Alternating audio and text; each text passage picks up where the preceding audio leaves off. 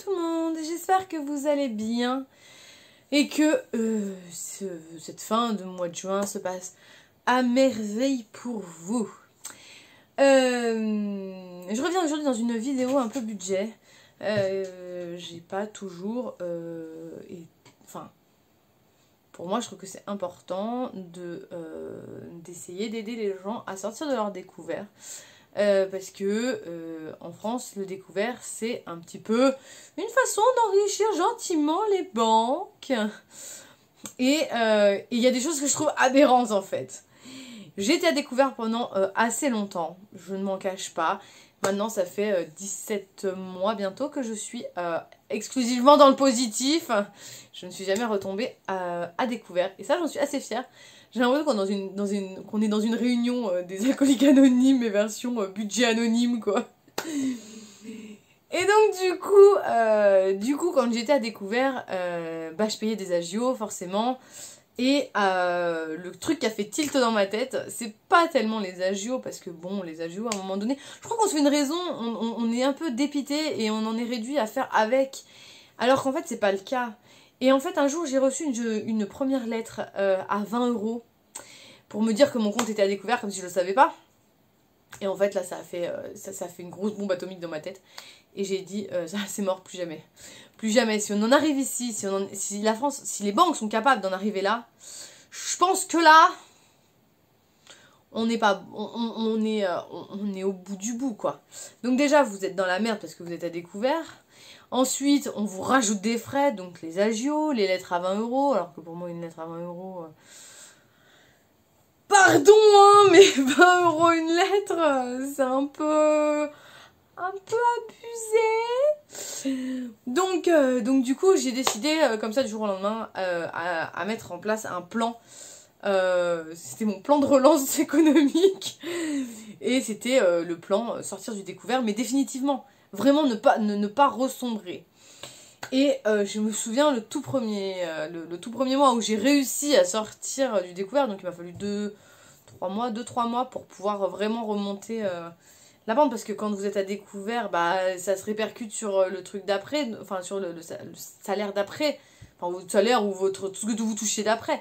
Donc du coup, c'est assez compliqué d'en remonter, il faut vraiment une sacrée volonté. Et je me souviens la première fois que je suis restée positive jusqu'à la fin du mois, j'ai fini, il me restait 26 €. Et en fait la sécu m'avait remboursé un truc par-dessus, ce qui fait que ça avait augmenté un petit peu. Et franchement j'étais trop fière de moi, j'étais vraiment au taquet, j'étais tellement fière de moi. C'est des trucs qui servent, enfin c'est pas grand chose, mais ça fait beaucoup pour déjà le moral, parce que quand on est en souci financier, le moral ça nous bouffe, clairement ça nous bouffe. Et à partir de là, j'ai dit, c'est bon, je ne retomberai plus jamais à découvert. Et j'ai réussi à le rester, puisque 17 mois après, donc pas loin d'1 an et demi après, je suis toujours dans le positif. Donc plus ou moins haut, parce que selon les frais, parce que être dans le positif, c'est aussi pouvoir...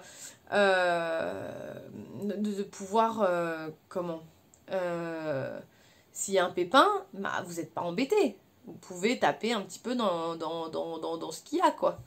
Là, on a eu une visite vétérinaire un peu en catastrophe. Le chien avait mangé un muffin au chocolat. Puis alors, le muffin chocolat, hein, avec le cœur fondant et tout le pataquès. Ce qui fait qu'il a fallu l'emmener chez le vétérinaire, puisque c'est bien connu que les chiens, le chocolat, c'est toxique pour eux. Il a fallu aller le faire vomir. Oui, sauf que la piqûre pour faire vomir un animal, et encore, il n'a pas eu l'antidote, c'est 70 balles. Donc, sincèrement, si j'avais pas été aisée, je suis pas riche, mais si j'avais pas eu ce côté positif déjà, je suis pas sûre que j'aurais pu payer facilement. J'aurais payé parce que j'ai pas le choix, mais voilà, je suis pas sûre que financièrement ça aurait pu tenir la distance. Donc moi je suis partie sur un principe assez simple, pas des enveloppes, parce que retirer de l'argent quand t'es à découvert, comment dire, c'est peut-être pas la bonne idée, puisque ton compte il est déjà un peu critique, donc vaut mieux éviter voilà. Moi j'ai pris des petits cartons, hein, tout ce qu'il y a de plus simple, un bon crayon, calculette et une pochette pour ranger. Voilà. Et j'écris, alors j'ai fait un papier. Donc déjà la première chose à faire, la toute première chose à faire, c'est savoir ce qu'on touche et ce qu'on doit payer de façon fixe tous les mois.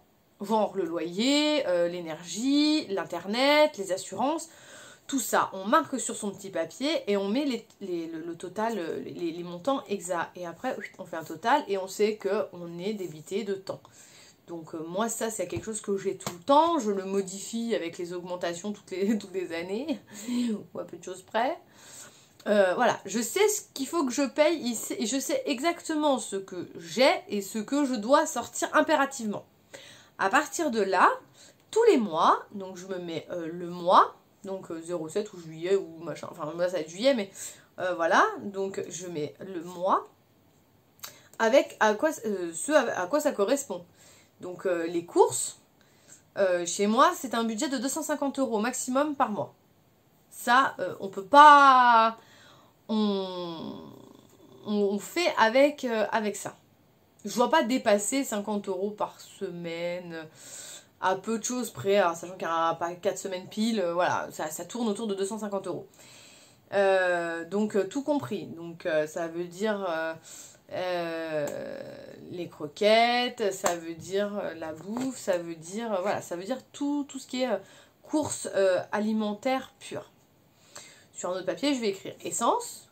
Donc je me mets le budget, ce mois-ci, voilà, je peux mettre 50 € d'essence. Donc je mets 50 €. Ça correspond à peu près à un plan sur ma voiture. Ensuite, j'ai un papier loisir. Donc lui, il varie selon le mois. Déjà quand il y a école, les loisirs sont un peu moins là. Pendant les vacances, il est un petit peu plus prononcé. Voilà. Et puis c'est à peu près tout. Et je m'oblige à mettre une somme un petit coussin de côté. Sachant que si on est à découvert, ce petit coussin, on évite. On évite les loisirs, on évite...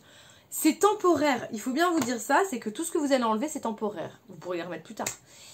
Mais moi, quand j'étais à découvert, le truc où j'étais restreinte le plus, c'était à acheter la bouffe. C'était tout. Je n'achetais rien d'autre. Vraiment rien d'autre. Les enfants ont de quoi faire dans leur chambre, donc on avait des jeux, on a des jeux de société, on a plein de choses. Et puis, c'est surtout que moi, ce que je peux acheter d'occasion, je le fais. Donc ça réduit grandement le budget, mais clairement on avait de quoi s'occuper. Oui, ils avaient de quoi jouer, de s'occuper et tout. Les loisirs, ça se résume à peu près... c'est... Oh, bref. Donc je disais, quand nous sommes à découvert, on évite tout ce qui tu peux arrêter. On se résume à l'essentiel, la nourriture, des affaires si les enfants ont besoin d'affaires, on est d'accord, on va pas les laisser cul nu à l'école, ce qui est un peu idiot, mais voilà, c'est vraiment ne pas se jeter sur se faire un panier de fringues de dingue, se résumer au nécessaire. Ils ont grandi, c'est pas la peine de leur acheter 15 pantalons, 15 t-shirts par enfant. C'est un peu... Enfin, voilà, c'est pas franchement le moment, quoi. Donc on se résume à ça. Enfin, les loisirs, ça se résume au sport, parce qu'il y a nos sorties sportives, parce que l'escalade, la piscine, la patinoire. Après, autre loisir, à part le cinéma, une fois de temps en temps, quand il y a des films qui nous intéressent, il n'y a pas des masses. Maintenant, c'est vrai que nous, on se complaît là-dedans, on fait beaucoup de balades, on fait beaucoup de choses. Donc en fait, il y a plein de choses à faire qui, quand malheureusement on veut remonter nos finances, il y a plein de choses à la nature à faire. Vous pouvez aller faire une petite rando, vous pouvez faire une balade, selon où vous habitez. Non! Selon où vous habitez, il y a toujours moyen de trouver un petit truc sympa, en pleine nature, gratuit. Moi, je suis sûre qu'on pourra en faire une vidéo avec plein d'idées de sorties à pas cher, clairement. Pardon. Quand on a fait ça, quand on veut vous donner un budget, je sais pas, nous, je sais qu'on est 3 à la maison, plus 2 chats et un chien. Mon budget, il va se faire par rapport à ça. Maintenant, sur une famille qui est plus nombreuse ou moins nombreuse, le budget va pas forcément être le même. Arrête, Unique. Donc du coup, voilà. On a... arrête. Et vous allez voir, de mois en mois, votre découvert, il va diminuer, en fait. Puisque si vous gardez vos factures, vous diminuez au niveau de vos factures, genre vous supprimez Netflix, je donne des exemples tout bêtes, mais vous résiliez Netflix, Disney+, Amazon, machin truc. Bref, il y a plein de trucs qui se rajoutent, mais des petits, plus petits, ça fait finalement une grosse somme à l'arrivée. Donc si pendant X temps, vous pouvez vous séparer de certaines choses, c'est bon, c'est très bien, faut le faire. Tout euro récupéré est bon à prendre. Pensez à mettre aussi sur Vinted ce que vous utilisez plus, les vêtements des enfants trop petits et tout. Ça fait toujours un petit peu d'argent qui peut rentrer. Et puis au fur et à mesure, vous allez voir, votre découvert va diminuer et vous allez pouvoir souffler un petit peu jusqu'à ce que vous ayez le compte positif tout le temps. Mais vous allez prendre des habitudes après. Parce que quelqu'un qui va prendre pour l'habitude de faire des petites courses, de faire ses menus à la semaine. Des menus à la semaine, c'est faire des courses. Oui, si vous faites vos menus, vous allez aller faire vos courses à la semaine. Vous allez moins dépenser en faisant ça que si vous y allez tous les jours. C'est prouvé. Allez-y le ventre plein. C'est des petites choses comme ça qui font que vous allez pouvoir économiser un petit peu à droite, à gauche, sans faire trop d'efforts. À part ça, il faut vraiment s'astreindre à faire ces petits comptes. Faut tout noter. Franchement, faut tout noter. Parce que là, vous mettez donc votre budget. Et quand vous avez une facture, je vous dis une connerie, vous avez fait 55 € de course, vous marquez l'endroit, le prix, donc 55, vous regardez par rapport à votre total, alors, par exemple 250 moins 55, il vous reste 195. C'est ça. 195 €. Donc vous savez que vous avez plus que 195 € pour faire le reste du mois, au niveau de la bouffe. Donc, si vous voulez, chaque semaine, ça va diminuer jusqu'à arriver, peut-être que vous allez garder de l'argent. Peut-être qu'il y en aura plus. Le but, c'est pas de tout dépenser. Au contraire. Maintenant, vous pouvez faire... ça n'empêche pas les petits plaisirs, mais quand on est à découvert et qu'on essaye désespérément de remonter la pente, parce qu'il y en a marre à un moment donné de se morfondre et de compter au moindre centime, je veux dire, il y a un moment donné, il y a plein de choses qu'on peut faire. Après, évidemment, suivant ce que vous touchez, c'est plus ou moins difficile. Je l'accorde totalement, mais totalement. Et puis voilà, il n'y a pas tellement de mystère. Et moi, depuis que je fais ça, clairement, j'ai l'esprit libéré. Je me sens beaucoup plus zen. Donc je fais tous mes petits papiers, je sais exactement combien je dépense, combien on me retire sur mon compte, à mon avis, tous les mois, ce qui part automatiquement. Et puis sur tous mes petits cartons, là, tous mes petits papiers, parce que moi j'ai opté pour des petits cartons parce que c'est plus solide. Mais voilà, je les laisse dans la pochette, la calculette pas loin, parce qu'il y a des fois avec les centimes. Donc voilà, pour moi, les enveloppes, c'est pas très pratique parce que ça fait beaucoup de monnaie dans le sac. Et puis moi, j'ai des vieux réflexes de nana qui habitait en grande ville. Et quand tu te fais voler ton portefeuille ou machin, et que vous avez toute votre monnaie dedans, ça fait un peu chier, quoi. Donc finalement, moi, je garde ma carte, et puis mes petits papiers. Au moins, bon, c'est chiant quand on vole votre sac, mais au moins, il y a moins dedans, en fait. Vous mettez opposition à la carte, et puis c'est bon. Mais voilà, c'est quelque chose que moi, je préfère faire, parce que, clairement, j'ai pas spécialement envie, toutes les semaines, de passer à la banque, retirer de l'argent. Après, ça vous fait de la petite monnaie, vous savez pas où la mettre, parce que l'enveloppe, la petite monnaie, c'est pas terrible. Donc voilà, moi, je préfère faire comme ça. Et puis, au moins, je marque tout. Et je sais à combien exactement je suis, quoi. Je sais que, voilà. Et puis, sur mon petit coussin au cas où, si je tape un peu dedans, exceptionnellement, je n'en mourrai pas. Si je mets un petit peu moins ce mois-ci, bon bah je mettrai un petit peu moins, c'est pas... Voilà. Mais ça peut permettre de payer le vétérinaire en urgence, par exemple, parce qu'avec 2 chats et un chien, c'est des choses qui peuvent arriver.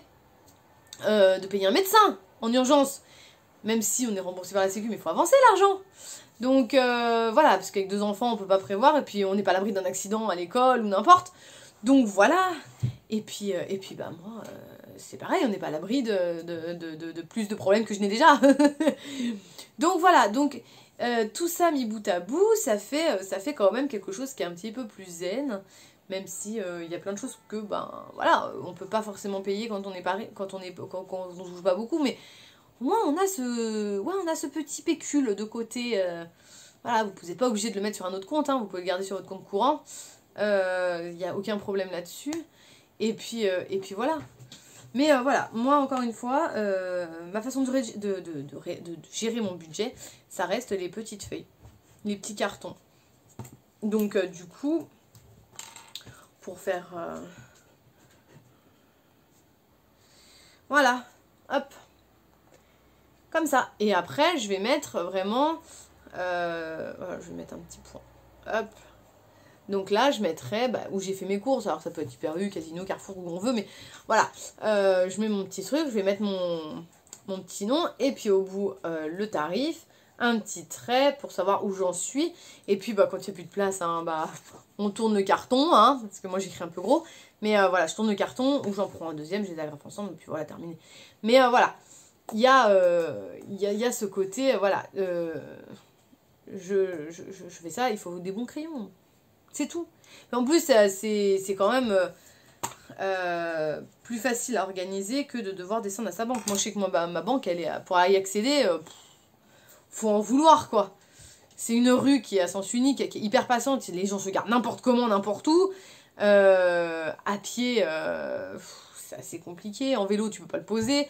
Je veux dire, elle est dans une rue. C'est vraiment galère pour tout le monde d'y aller, quoi. Donc, je me vois pas y aller toutes les semaines. Déjà, quand j'ai des chèques à poser, c'est déjà compliqué, mais alors là...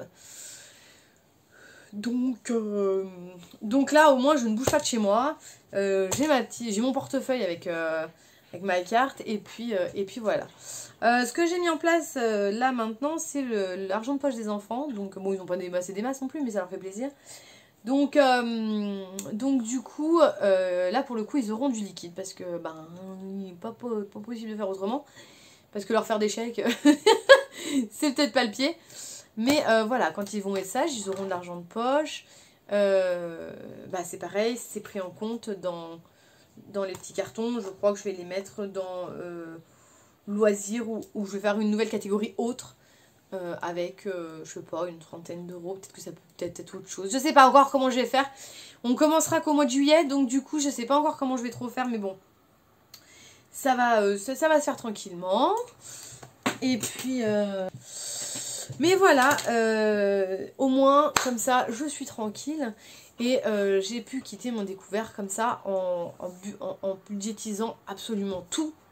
En faisant des courses avec mon ami la calculette. Parce que je marquais tout ce que je prenais, je marquais pour vraiment savoir exactement, et encore un peu maintenant, hein, clairement, je sais ce que je dois prendre et tout. Après, c'est vrai que je connais les produits que j'ai, et puis je cuisine beaucoup, donc du coup, c'est vrai que, voilà, on est quand même sur quelque chose d'assez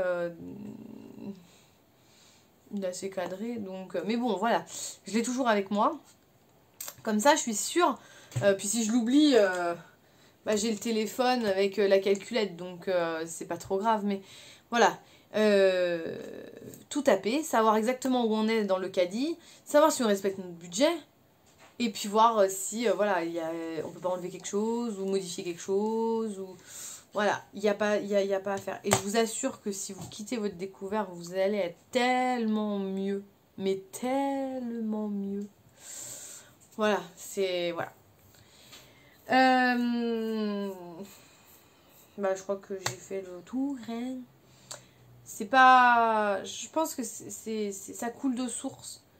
Mais c'est bien de mettre les mots dessus, en fait. et de se dire bah ouais en fait c'est pas si compliqué. Et oui voilà, c'est pas très compliqué. La seule chose qu'il y a c'est qu'il faut réussir à se motiver. Parce que je sais qu'il y a un moment donné, moi j'en avais marre et je m'étais dit bah tant pis, je serai à découvert toute ma vie. Et puis ce sera comme ça, c'est la vie quoi. Je suis pas riche et je le serai jamais en fait. En fait c'est pas vrai. C'est pas vrai. Et je suis maman solo avec 2 enfants et on arrive à s'en sortir. Donc je pense qu'il faut, il faut prendre son papier, son crayon, sa calculette et essayer de tout, de tout poser et de relativiser, de faire ses courses de façon structurée, sans enfants, si c'est possible. Sur ce, je vais vous laisser là pour aujourd'hui. Et puis, je vous dis à très bientôt dans une prochaine vidéo. Prenez soin de vous. Je vous fais des gros bisous. Bye bye!